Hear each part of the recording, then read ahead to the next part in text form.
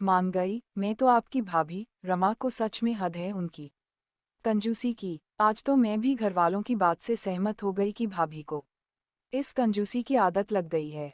भला कोई महिला कैसे बाजार से अपने लिए बिना कुछ खरीदे खाली हाथ झुलाए आ सकती है। मुझे तो अब भी यकीन नहीं हो रहा, आखिर किस बात की कमी है। भाभी को शॉपिंग से लाए सामानों को कमरे में रखते हुए आश्चर्यचकित होती राधिका ने ये बात अपने पति राहुल से कही। राहुल, देखो राधिका, तुम 6 महीने से देख रही हो मुझे उनकी कंजूसी देखते देखते 12 साल हो गए। वो हर चीज़ बड़े ही हिसाब किताब से करती हैं, यहाँ तक कि बच्चों पर भी खर्चा उतना ही करती है जितना उनको सही लगता है। क्या मजाल जो बच्चों को एक साथ 2 खिलौने दिला है। कितनी बार उनके और भैया के बीच इस बात को लेकर झगड़े होते हैं। भैया कितना समझा चुके कि क्या पैसे मरने के बाद साथ ले जाओगी तुम, लेकिन उनको कोई फर्क नहीं पड़ता, चुपचाप बस सुनती रहती है। राधिका, हम हो सकता है कि उनकी शादी से पहले परवरिश ही ऐनी हुई हो, हमें क्या करना उनकी मर्जी। अगले दिन दोपहर में राधिका ने रमा को अकेले कमरे में बैठकर कुछ लिखते हुए देखा। उन्हें अकेला देखकर राधिका ने उनके कमरे के दरवाजे को खटखटाया। भाभी, अंदर आ सकती हूँ? रमा, अरे राधिका तुम आओ ना, इसमें पूछने की क्या बात है। राधिका कमरे में गई तो देखा कि रमा डायरी में खर्चे का हिसाब किताब लिख रही थी। भाभी, आप हिसाब लिख रही है? किसको देना है? क्या भाई साहब आपसे हिसाब लेते हैं? रमा, नहीं तो ये तो मैं खुद की जानकारी के लिए लिख रही थी।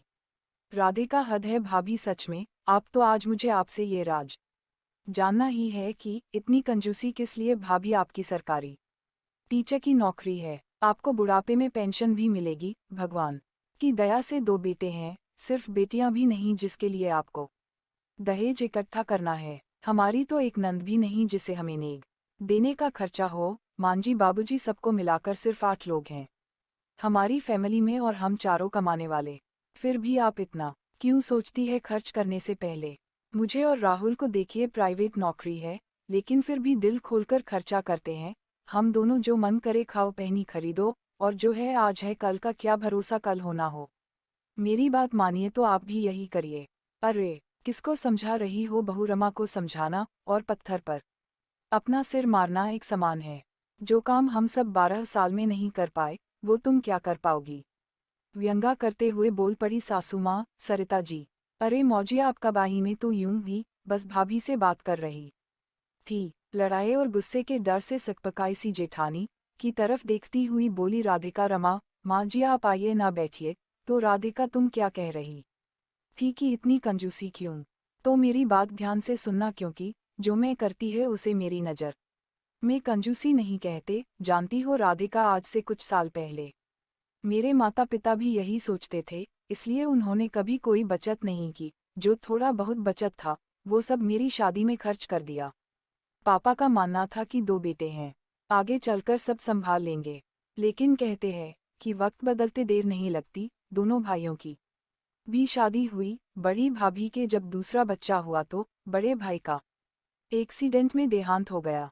अब घर की सारी जिम्मेदारी छोटे भाई पर आ गई, और छोटे भाई ने भी शुरू के महीनों में थोड़ा बहुत तो किया, लेकिन फिर जिम्मेदारी से बचने के लिए वो भी अलग हो गया।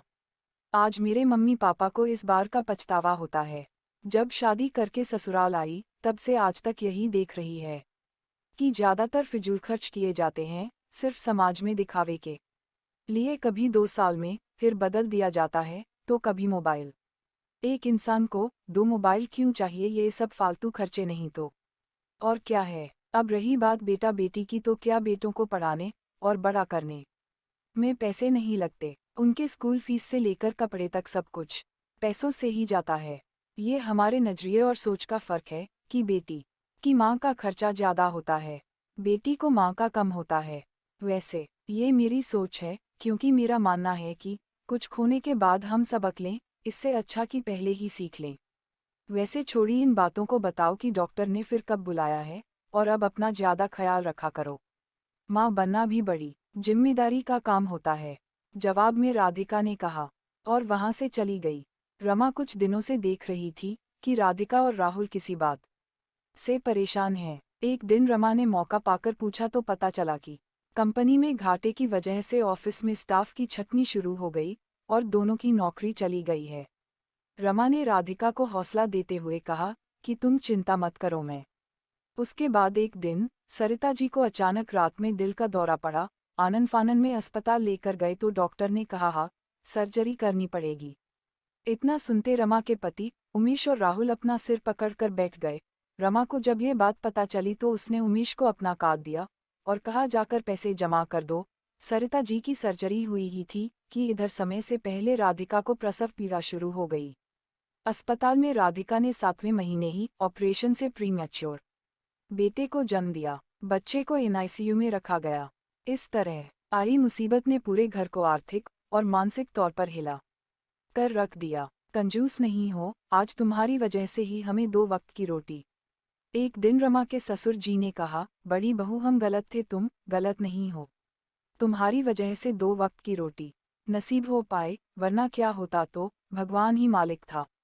तभी पीछे से राहुल और राधिका ने कहा, हाँ बाबूजी, आप बिल्कुल सही कह रहे हैं। राधिका ने कहा, भाभी आप सही थी, हम ही नहीं समझ पाए कि हमारा कल हो ना हो लेकिन हमारे अपने तो रहेंगे ही। माँ और हमारी आज की बचत ही कल हमारे या परिवार के काम आएगी। ये महंगे ब्रांडेड कपड़े, पॉकेट में 2-2 फोन, महंगा इंटीरियर हमारे दुख में काम नहीं आएगा। ना ही जिस समाज को दिखाने के लिए हम ये सब कुछ करते हैं वो हमारे काम आएगा। दोस्तों, मेरी कहानी को पूरा पढ़ने के लिए आपका धन्यवाद। मेरे चैनल को सब्सक्राइब करना ना भूलें और अच्छी लगे तो लाइक शेयर जरूर करें।